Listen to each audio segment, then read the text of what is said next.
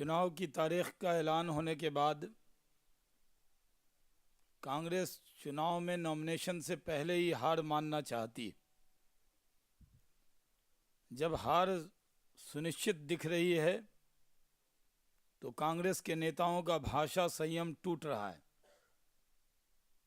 राहुल गांधी कभी संघ पर हमला करते हैं और कभी भारतीय जनता पार्टी के नेता, और जिनके नाम से उनको रोज़ डर लगता है, उनको हिटलर कहकर संबोधित करते हैं।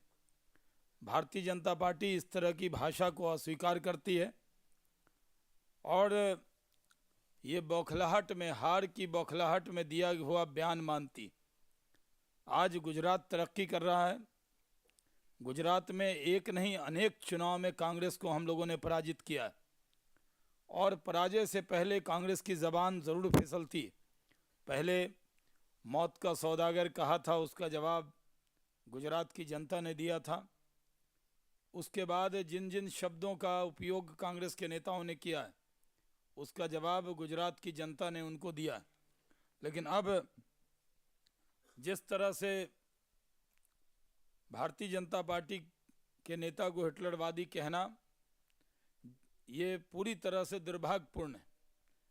जबकि जो हिंदुस्तान में लोग हिटलर को नहीं, इमरजेंसी को ज़्यादा जानते हैं, जो लोग खुद इमरजेंसी लगाकर उनकी पार्टी और उनके लोग, जो लोग इस परंपरा को, हिटलर की परंपरा को भारत में जिन्होंने शुरू किया था, आज वो इस तरह का इल्ज़ाम लगाकर अपने ऊपर उंगलियां उठा रहे हैं।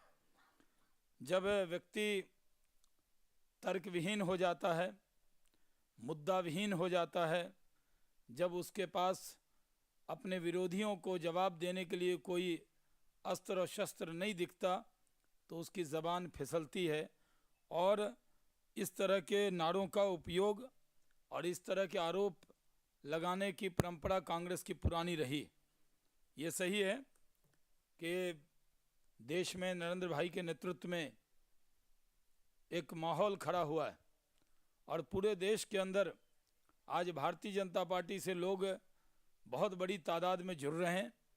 लोगों की उम्मीद है कि नरेंद्र भाई के नेतृत्व में देश में भारतीय जनता पार्टी की सरकार बनेगी। इसमें अब कोई शक शुबा किसी को लगता नहीं। इसलिए राहुल जी हर बार भूल जाते हैं, वो अपने प्रवक्ताओं को दर्श देते हैं उनका, लेकिन खुद वो संयमित नहीं रहते। कई बार राहुल जी जब गुजरात के दौरे पे गए, बहुत दिन के बाद गए थे, पहले अपनी बी टीम को भेजा था, उसके बाद खुद पहुँचे और वहाँ पर कोई 10 साल का कोई हिसाब नहीं दिया। जो केंद्र में सरकार, ये केंद्र का चुनाव है, ये भारत की सरकार को चुनने का चुनाव है। क्या इस चुनाव में राहुल जी को अपनी उपलब्धियां नहीं गिनानी चाहिए? क्या उन्होंने एक शब्द 10 साल में हुए भ्रष्टाचार पे नहीं बोला, महंगाई पे नहीं बोला, बेरोजगारी पर नहीं बोला?